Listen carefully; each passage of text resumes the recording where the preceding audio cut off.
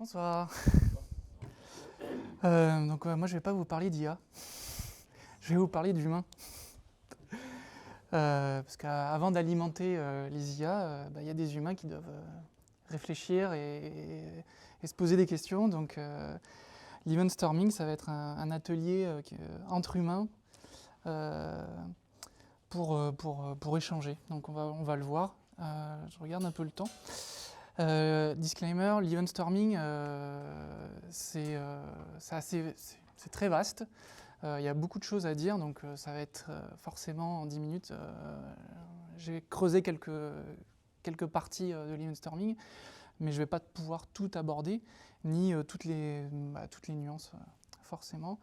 Mais par contre, d'un point de vue ressources, il y a le créateur d'Event Storming qui a fait un livre qui n'est pas terminé, je pense qu'il n'a pas fait de commit dessus depuis 3 ans, mais il y a déjà pas mal de choses et pas mal de ressources, du feedback. Et donc ce Alberto Brandolini qui a créé l'Event Storming, il avait sorti une phrase que, en fait, ce qui va en production, c'est la connaissance ou la méconnaissance du développeur. Et c'est pas ce que l'expert métier ou l'experte métier a en tête. C'est pas les connaissances de l'expert métier qui vont en production. C'est vraiment ce que le développeur en a compris.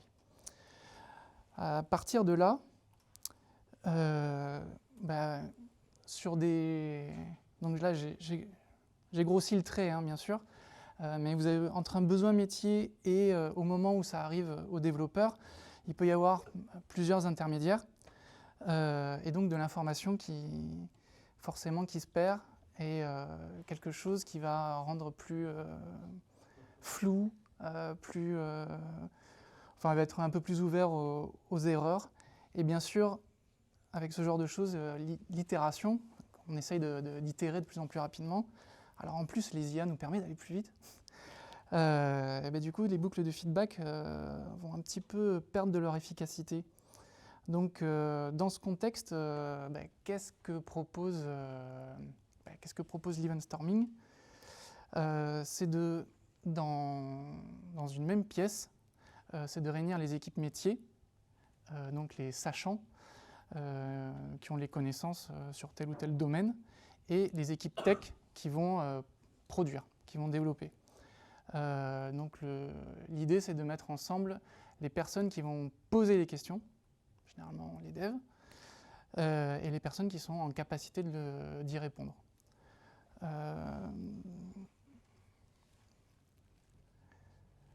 Il y a un autre intérêt avec cet atelier, c'est d'harmoniser les modèles mentaux. Alors c'est une grande phrase pour dire, en fait, c'est aligner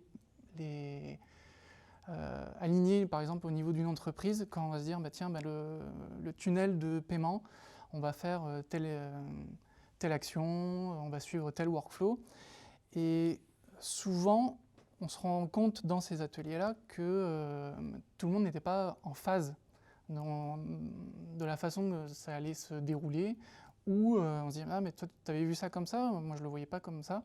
Et en fait, cet atelier va permettre d'aligner au niveau métier et workflow, donc pas du tout dans la technique, d'avoir quelque chose de cohérent et de s'aligner là-dessus, et d'en discuter. On y reviendra un petit peu après. Rapidement, donc Alberto Brandolini, qui, dans le cadre plus vaste du DDD, a conçu cet atelier. Alors, je vais pas parler de DDD, on n'aura pas le temps pour ça, mais c'est un atelier qui en fait partie, qui permet de faciliter les choses au niveau DDD. On peut tout à fait utiliser l'Event Storming hors DDD. Donc ES, l'Event Storming, c'est pour s'adresser à des problématiques complexes. Vous avez un projet où il y a du CRUD, vous n'allez pas dégainer cet atelier, il n'y a aucun intérêt. C'est vraiment quand on a de la complexité, qu'on a plusieurs, des allers-retours avec des systèmes externes, vous avez des questions à vous poser. Là, l'Event Storming, cet atelier a un intérêt. Je parlais un peu des personnes. on essaye d'avoir les bonnes personnes, celles qui peuvent répondre. Mais concrètement, quand on essaye d'avoir les bonnes personnes, on n'a pas toujours le temps d'avoir, à tel moment, avec le calendrier, on n'aura pas telle ou telle personne. Donc même si on n'a pas tout le monde, si au moment de l'atelier on a tel et tel, enfin on n'a pas on n'a pas les personnes attendues, eh bien ce sera toujours mieux que rien. À ce moment-là, on fera mieux que si on n'avait rien fait en fait. Donc du coup cet atelier, qu'est-ce qui se passe concrètement? On peut prendre une salle comme ça, un grand mur, un rouleau de papier sur plusieurs mètres, une tonne de stickers, de post-it, pardon, plein de marqueurs, et une petite légende que vous pouvez voir sur le côté, surtout pas de chaise. Le but est d'échanger. Concrètement, sur le workflow qu'on va vouloir dérouler, tous les participants, tous, vont utiliser des stickers. Donc là, la couleur qui est préconisée, c'est du orange, c'est d'utiliser des verbes au passé et qui a une forte connotation métier. On fait des efforts pour qu'au niveau vocabulaire, en DDD on dit Ubiquitous Language, qu'on utilise les bons termes métiers, parce que plus tard, les devs vont utiliser ces termes-là. Et justement, quand on parlait d'IA et de donner les bons termes, ça peut partir de là. Toute cette joyeuse équipée va discuter, va échanger, un peu chacun dans notre... Alors soit seul, soit par binôme, soit par groupe. Elle va se dire, il y a tel événement qui arrive, puis il se passe tel événement. Tout le monde ce qui est important, c'est que tout le monde en fait participe et que ça vive en fait. C'est vraiment le côté, ce que Brandolini met en avant, c'est que les gens puissent échanger, ne soient pas d'accord. C'est important que les gens puissent ne pas être d'accord. On va en discuter, mais ne surtout pas en fait se restreindre et que tout le monde puisse parler, ou du moins afficher ses post-it. Je reviendrai un peu dessus. Il y a trois grandes phases dans l'event storming. Les deux premières sont pour moi les plus importantes. Donc on a la big picture. Donc tout le monde a mis ses post-it. Il peut y avoir plusieurs façons de se faire. Là, vous voyez que ça peut être chronologique. Il peut y avoir d'autres stratégies qui est je pars de ce que je veux à la fin et après je remonte le temps. C'est assez, Brandolini le détaille assez bien, il y a plusieurs façons de faire. Au final, on aura cette big picture et vu que tout le monde a un peu mis tous ses post-it, à ce moment-là qu'on va commencer à dédoublonner. Tiens, on est plusieurs à parler du même sujet, mais on a utilisé tel terme, quelqu'un d'autre a utilisé tel autre terme, donc on va commencer à s'accorder en se disant quel est le terme métier est-ce que c'est plutôt un client, puisque c'est plutôt un consommateur, on va se mettre d'accord sur ce genre de choses. On va se dire, tiens, toi tu as mis tes post-it à cet endroit-là, mais pourquoi tu les as mis là et pas avant? Ah, il se passe telle chose. Donc le but, c'est vraiment d'échanger lors de l'event storming. On va avoir cette big picture, qui est la première phase, beaucoup d'échanges, et puis après on va avoir une deuxième phase. Alors, sur la première phase, on était très... Brandolini dit fuzzy, c'est-à-dire qu'on reste flou, on ne va pas dans le détail. Le but, c'est de voir la big picture. On essaye de pouvoir arriver de A à Z. On ne va pas aller dans le détail. Au contraire, le process modeling, on va aller dans ce détail. Et auparavant, dans la big picture, on n'avait que des post-it orange. Là, on a les post-it de plein de couleurs différentes. On va compléter en fait ces post-it d'event avec du vert. Ça va être ce qu'on appelle les read models. Donc, c'est l'affichage qu'on va pouvoir avoir, qu'un utilisateur va pouvoir voir pour prendre une décision. Le petit post-it jaune, c'est l'acteur. Et cet acteur va pouvoir faire une commande en bleu. Il peut y avoir un système externe en rose qui va du coup traiter ces informations-là, et on voit qu'il y a le fameux post-it orange au passé. En violet, lilas, ce qu'on appelle les policies, c'est des règles de gestion. Tiens, par exemple, s'il y a des réglementations qui passent, je travaille dans l'identification en ce moment, c'est tiens, maintenant pour accéder à un réseau social, il faut que j'ai 15 ans. Donc je vais monter mes contraintes, mes règles de gestion. De nouveau, je vais avoir le post-it vert et ainsi de suite. Donc on va commencer à rentrer dans le détail et de se dire dans le process modeling, on va aller dans le dur. Qu'est-ce qui me pose problème? Qu'est-ce que je dois faire? Et ne rien oublier.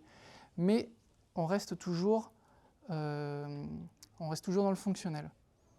On ne parle pas de technique. La technique peut avoir des incidences sur le fonctionnel, on les gère. Et grosso modo, vous allez avoir du coup cet output où vous commencez à avoir des post-it de couleur là-dessus. Bandolini met en avant le fait qu'on a un workflow qui est principal et on va essayer de déterminer celui-là. Au fur et à mesure, on va dire oui, mais qu'est-ce qui se passe si il y a un problème au niveau de l'identification, s'il y a des coupures réseau, etc. On va mettre, je vais avoir le mot qui m'échappe, des hotspots en violet, pour se dire, voilà, là j'ai un problème où on n'a pas la réponse, il nous manque quelqu'un pour répondre ça, tant pis, on met un hotspot violet, on le traitera plus tard. Et aussi, vous faites ça quand vous avez plusieurs branches et que vous ne voulez pas en fait, gérer de suite toutes les branches et toute la complexité. Et vous allez rester sur une branche principale et vous allez pouvoir itérer au fur et à mesure. Et ça, donc, tout ça va vous permettre de rentrer, d'avoir plus de préconditions, plus de steps, plus d'alternatives. Vous allez pouvoir itérer là-dessus. Donc, je parlais de 3 niveaux d'abstraction. La big picture, qu'on a vu au départ. Il faut qu'il y ait des conflits, il faut qu'il y ait des discussions. Le process modeling, on va rentrer plus dans le détail. Le software design, qui va être plus... là, par contre, on va rentrer dans la technique. Les DD, ils aiment bien tout ce qui est agrégat. J'en parle pas ce soir, mais ça peut être c'est la finalité. L'event storming, alors pour quel contexte? Quand on a un nouveau produit, on a des nouvelles propositions de valeur, on va pouvoir utiliser l'event storming dans ce cadre-là. Je trouve que ça permet de réunir les personnes, d'échanger, peut-être dégrossir pas mal de choses. Là, ça a été le cas, vous avez la PO historique qui est parti, le la dev qui est parti, et vous êtes sur un legacy où plus personne n'a de connaissances métier. Mais heureusement, il y a quelqu'un qui est la QA, qui est là depuis 1 an, mais qui ne s'occupait pas tout à fait de ça, plus quelqu'un qui est côté front, qui peut t'amener des informations sur le back. Si tu réunis ces personnes-là lors de l'event storming, concrètement, ça te permet de récupérer des informations métiers que si tu n'avais pas eu ces personnes-là au même moment, tu serais passé à côté. Et ça nous a permis aussi, quand personne n'était en position de décider sur le process modeling, on va faire... au niveau produit ou au niveau exécutif, personne ne va me dire tiens, c'est telle option qu'on va prendre en compte. Sur mon process modeling, sur ma big picture, je vais dire je vais prendre tel postulat, telle règle de gestion, je vais la gérer de telle façon et au moins elle est exposée. Je suis parti sur ce cas-là.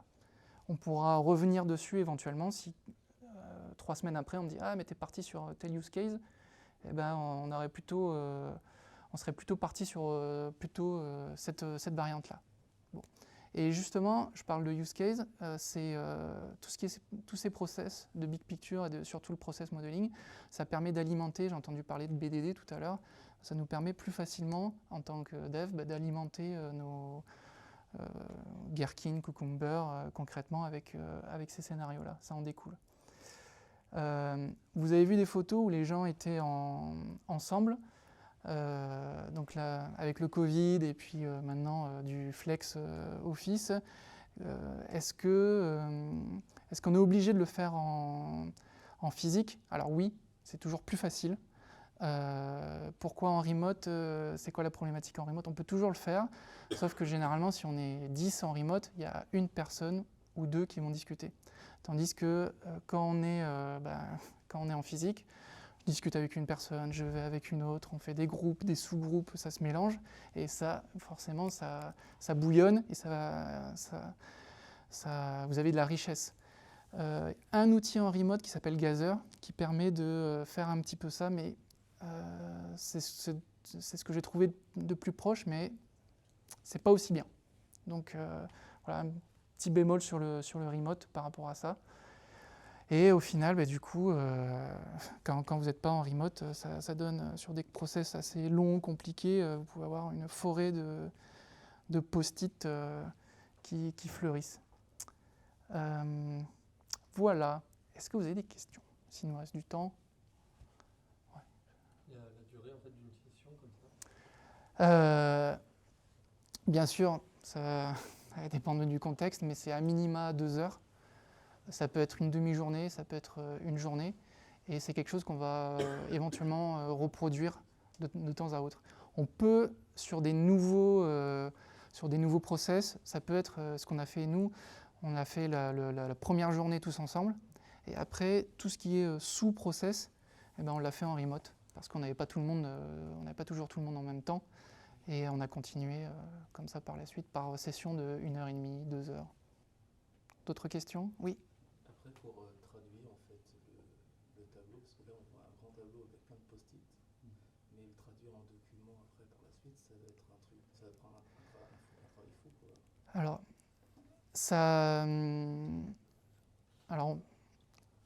on a fait la traduction, on n'avait pas quelque chose d'aussi complet que ça, enfin d'aussi énorme que ça. On l'a traduit sur Mural, mais bon, il y en a plein des softs qui permettent de faire ça. Ça n'a pas vocation à rester. Du moins, pas tout ça. Pourquoi? Parce que le métier, généralement, tout va évoluer assez rapidement. Donc, c'est comme de la doc, habituelle. À un moment, elle va être véridique, le jour d'après, elle ne le sera plus. Une image à l'instant T. Exactement. Et c'est pour ça qu'on va plutôt, on va plutôt s'alimenter de ça pour générer en BDD tous nos cas. Et là, tout ce qu'on a fait pendant l'event storming, on va les traduire plutôt en cas qui est compilable, exécutable et qui est testé et qui est commité. On va avoir plutôt cette traduction. L'event storming, ça va être un état intermédiaire. L'avantage d'avoir un outil en ligne, justement, c'est que ça va économiser toute cette partie de temps. Mais on aura perdu de la richesse pour le créer et il va être, au bout d'un moment, il va être dépassé. Il va être dépassé ce modèle parce que personne ne va le mettre à jour au jour le jour, comme on va le mettre à jour le code au fur et à mesure des spécifications qui vont arriver. Et en quoi c'est de plus que de l'UML, par exemple, ou d'autres systèmes de modélisation de projet? Donc on revient à ce que je disais au départ, ce que Alberto Bandolini dit, pousse, c'est de mettre c'est d'abord des échanges humains. Certes, après, on arrive sur un support, on va pouvoir discuter sur ce support, mais c'est pas que c'est optionnel, mais c'est vraiment les échanges. C'est une lapalissade de dire que les échanges humains, mais c'est vraiment à ce moment-là qu'on se dit ah oui, j'ai pas pensé à tel cas, etc. Donc c'est vraiment ce bouillonnement qui est mis en avant lors de l'atelier d'Event Storming.